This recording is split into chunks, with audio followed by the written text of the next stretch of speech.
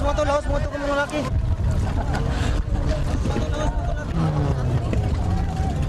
Bumaliktad ako dito, dalawa na laki babalik sa Manila. Ganito. Ganyan o. Dito.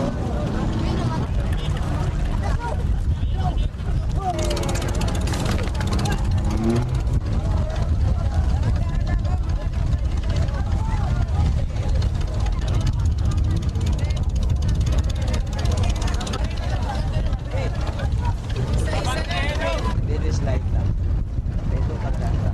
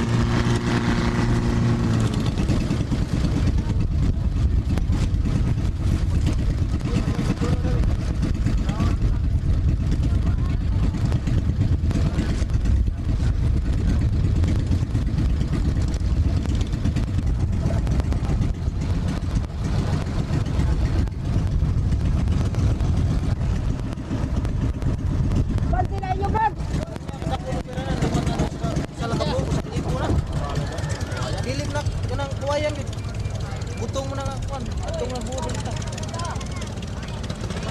Mga tanong na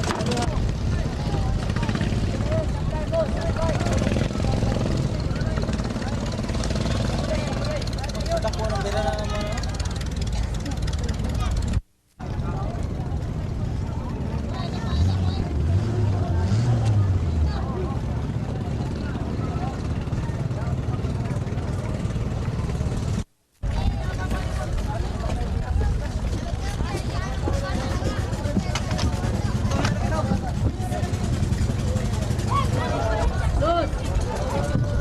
Karga bos. Karga na to sa taxi bos. Dali!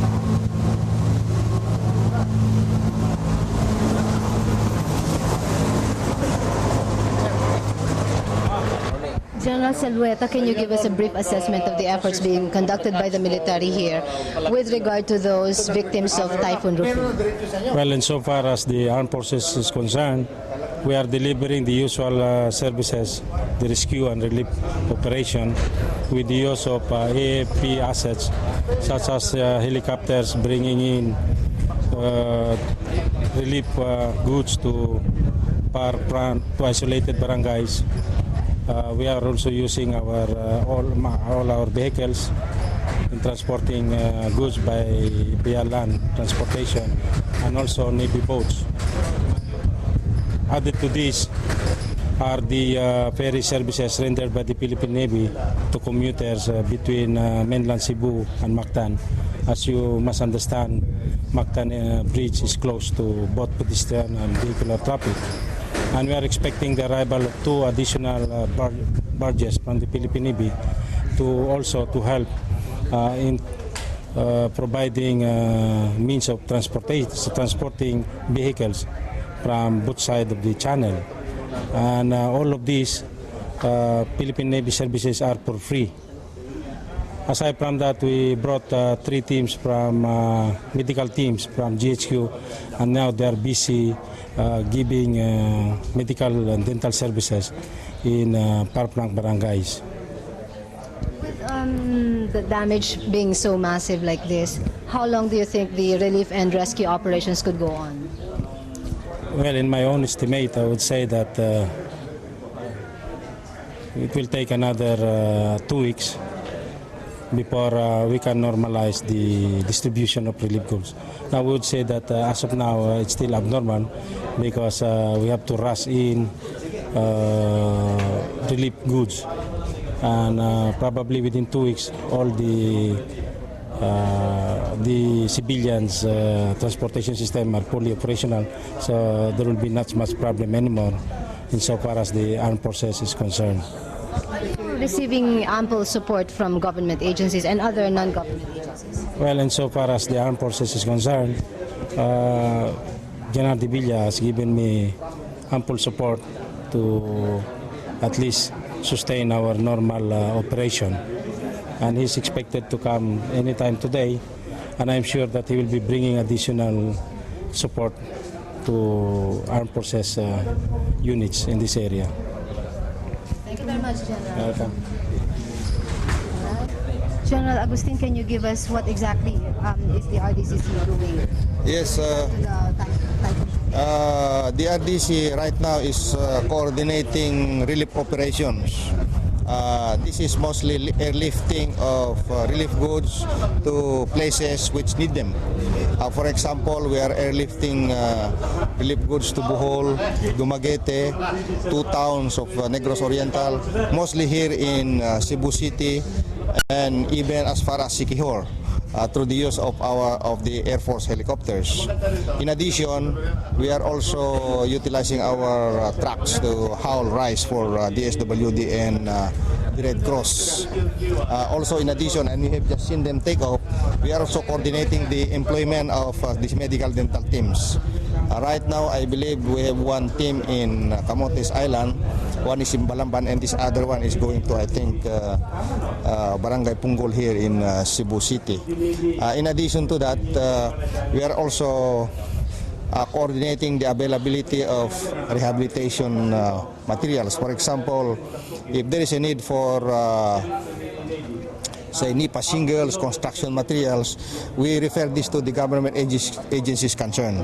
For example, the National Housing Authority, we refer to them for the need of NIPA shingles, GICs, and other construction materials. Now, in the matter also of availability of rice, because these are stored in NGA bodega, if there's a need, then we coordinate for the ability of this, because these are being distributed by DSWD. In addition, the council is also coordinating. And in fact, we are directly providing through the PCINP fire truck to distribute water here in the city of Cebu, because we don't have water here now. So this is one aspect. The other one is through the other provincial commands, we are also coordinating search operation because there are 99 persons who are missing up to now, region-wide, and they have not been found. Well, we continue to update our data on damages wrought by the typhoon, like how many are missing. We have right now 99 missing. As of the last count, we have 199 confirmed dead throughout the region. And as of now, the total damage per report from the various provincial and city disaster coordinating committees, we have a total damage of 2 billion pesos region-wide, and they're still coming. And this could still go up. Yes, still go up because that is still partial. We have not received all reports. Well, we are coming up with the overall figure, and as far as rehabilitation is concerned, this will be now left to the various government agencies to look into detail.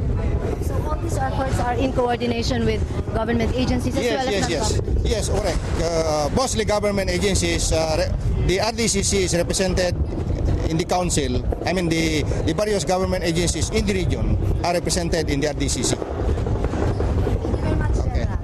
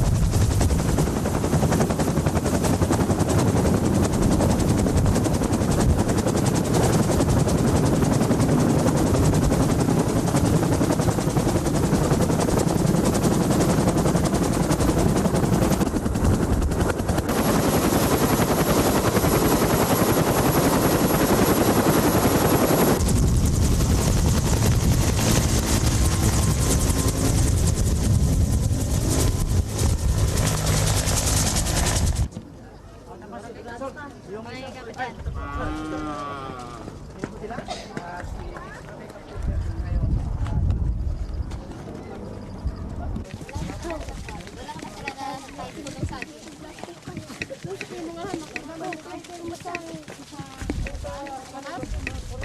Nasa gitna. Juan, balik.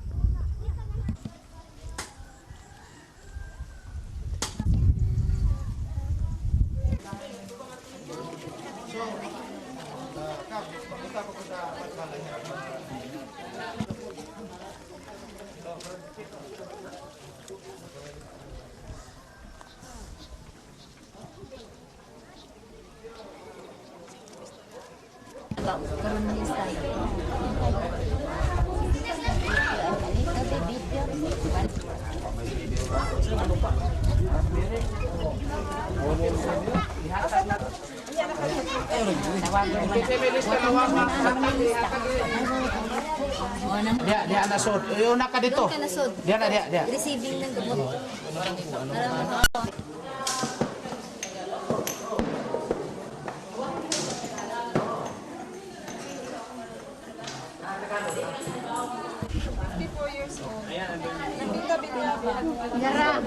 Dara ko no. Dara ay. Alis pa ninyo, hay naman.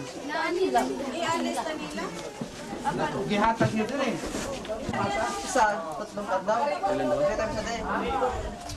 Kumain ka na? Uminom ka kagabi. Uminom ka ng alak. Minana. Uwing, dara uwing. Dilitan uwing.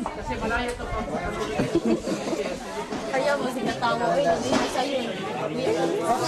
Ito mo na kasi gawas daw. Sibog mo, sibog mo na, sibog.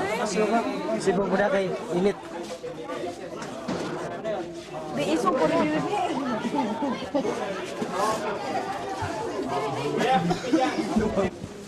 Kawan satu natagaan. Adalis ka tawag ako. Sige, linya niyo. Talisay ko, talisay.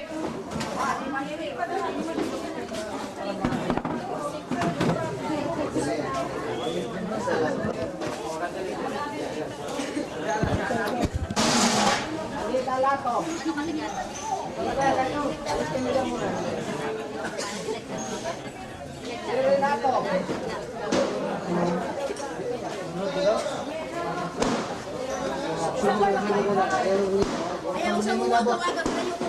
Layo ko na yun to. Sapa?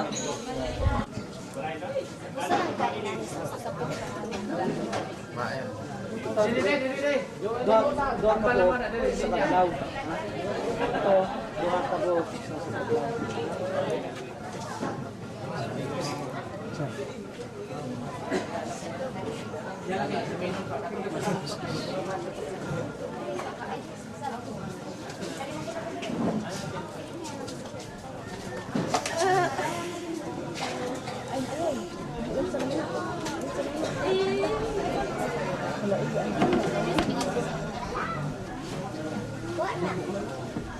Ay, sa tituin? Sige lang uwing.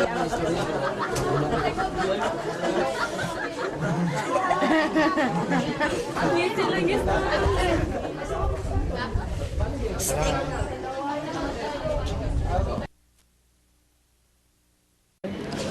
Well, to the big area, yes.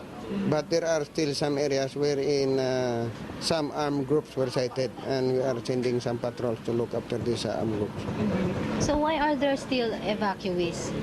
I do not know, except for Bacolod, I have not seen evacuation in these areas. And there are also reports that many have been dying in these evacuations. Yes, I heard about that, but I think the local government officials have done their best to look after the welfare of the evacuees.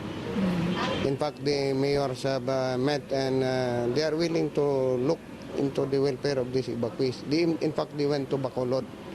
And some of the barangay captains went there, but some of the evacuees does not want to talk with the barangay captains. I do not know what was the reason. What about professional evacuees, those who really do not want to go back because they get... Well, that's the way one that is creating problems here. But for ordinary evacuees, I think it is very easy to deal with them. Okay. Thank you very much, Colonel. Okay.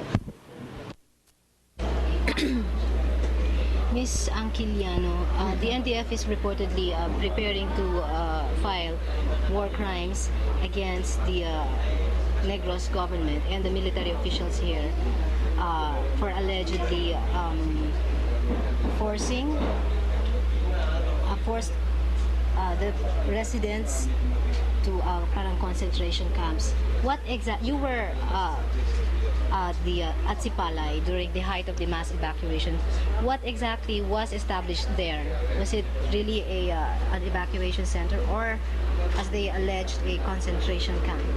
Actually, in Sipalai, there is so many evacuation centers created.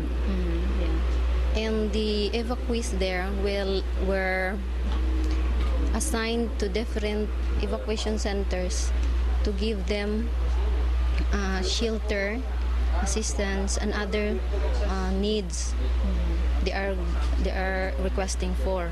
So, through the Task Force Binoligay, which was created by Mayor Montilla, we were there to support the social worker, and we give full support to Mayor Montilla for the needs of the Sipalai evacuees. So there was coordination between the DSWD, the local government, and the military. Yes. So what about the allegation that there were summary executions? For that allegation, we have no. I have no knowledge about that for the execution, because no reports or no civilians are giving us report for the execution, because most of the children who were dead during the evacuation height, they were dead during due to epidemics striking in the evacuation center, due to the evacuation centers are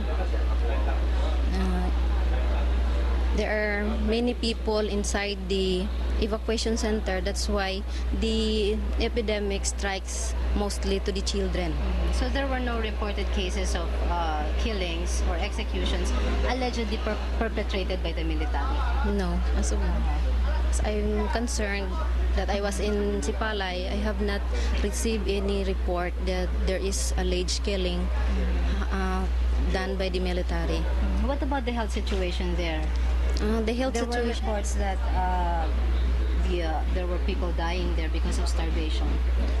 In starvation, I think there is no starvation in the first place, since from the start of the evacuation of the people from the far-flung barangays of Sipalai, we immediately fielded to that area to give support to our social worker. They're assigned, and we give many foods and any type of assistance given to them with the assistance of the NGOs. So the assistance came smoothly naman. Yes. So there There wasn't were- any lack of assistance or support from the concerned agencies. Yes, because any donations, any food assistance they donate, they will give to Mayor Montilla, then channeled to the SWD for proper distribution of foods and other commodities that they are given. As far as you know, as far as your records would show, how many really died in the Sipalai evacuation center? Since I was stayed there in Sipalai for 15 days only, I have no idea about the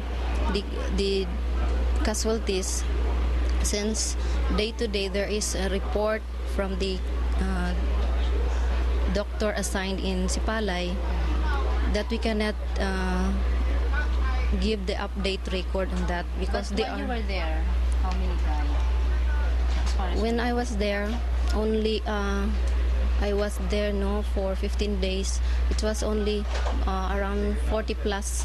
all children, Yeah, because of typhoid and measles. Thank you very much. Okay na. Kung gusto magbalo dito, they have to bring the patients from Bantayan to magbalo doon. Especially nila yung magbalo.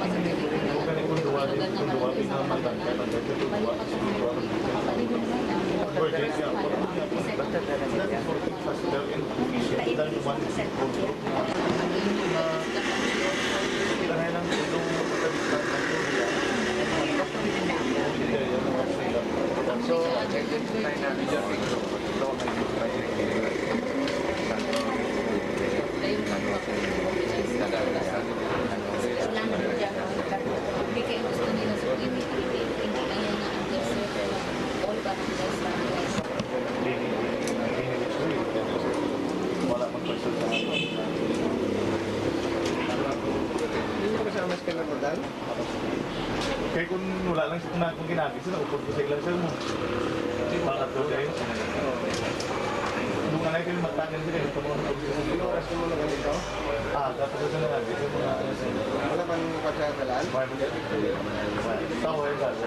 Dalan. Dalan ito rin.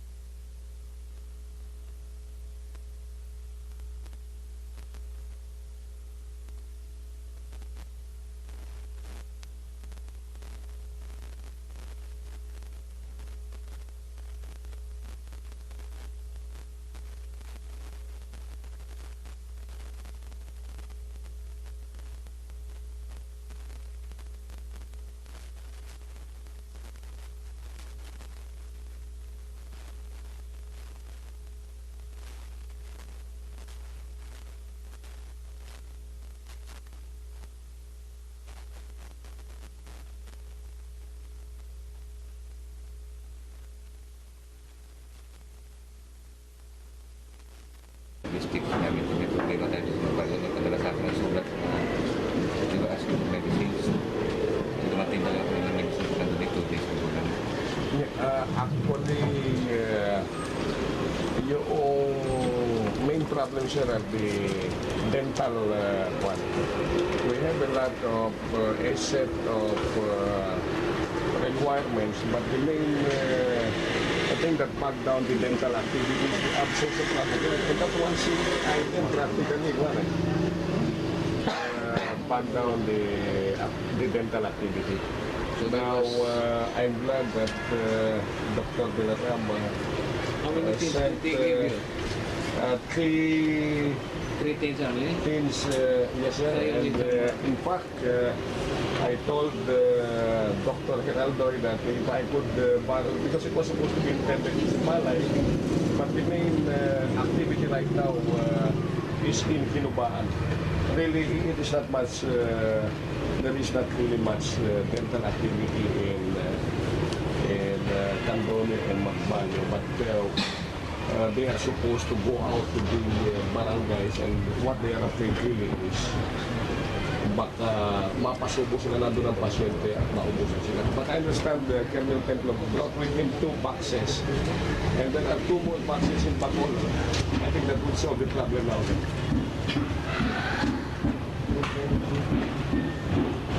But anyway, Doc, if you don't mind, my observation.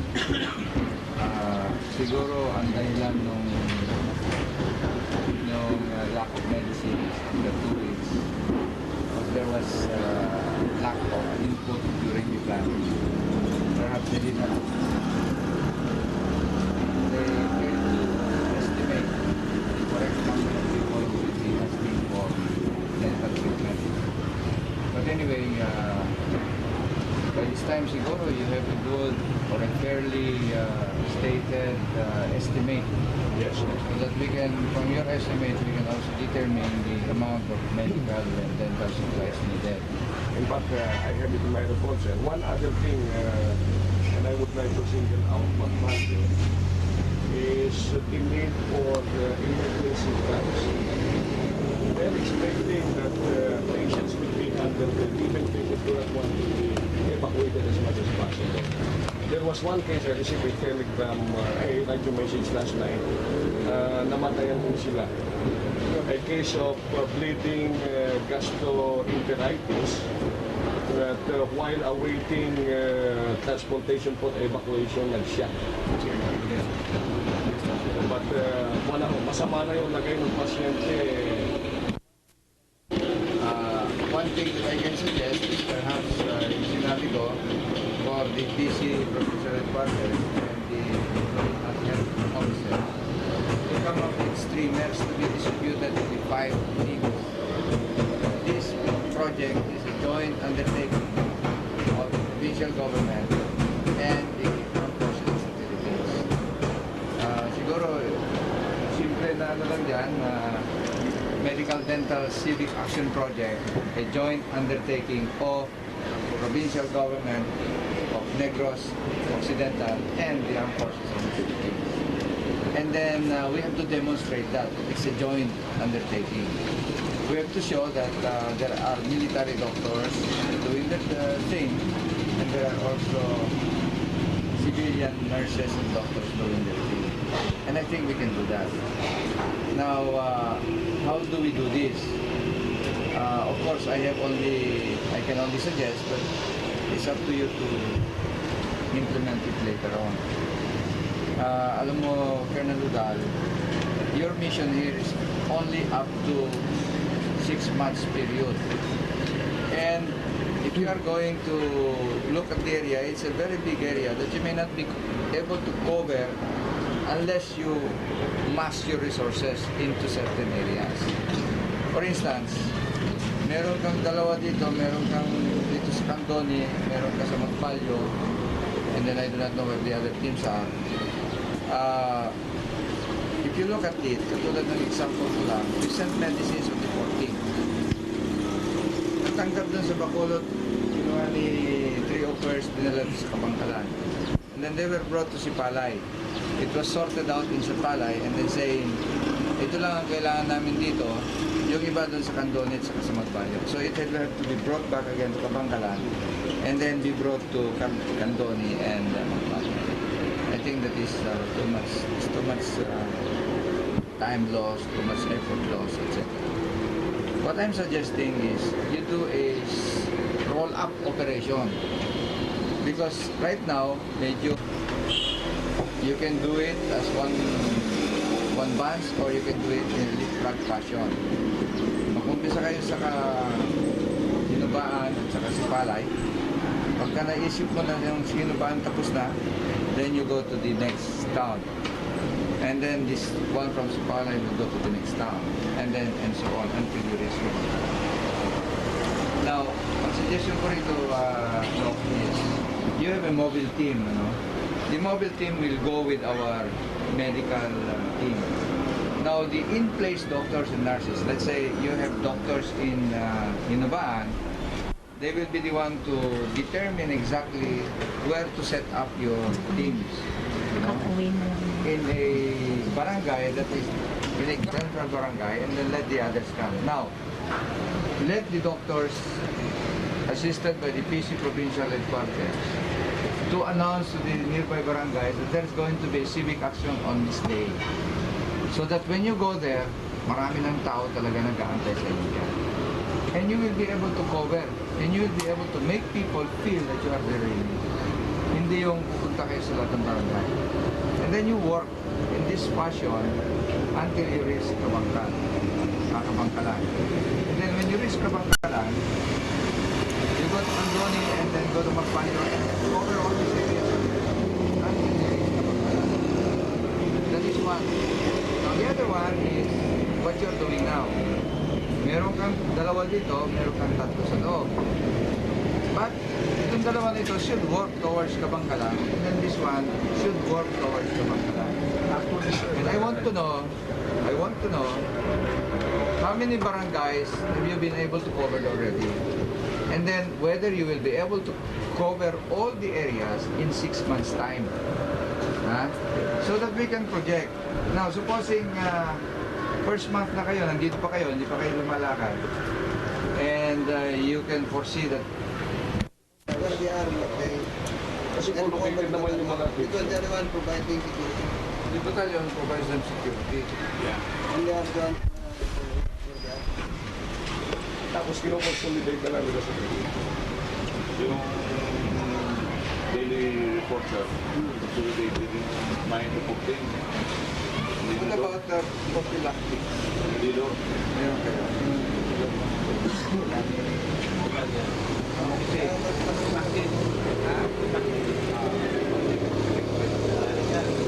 Sipalai.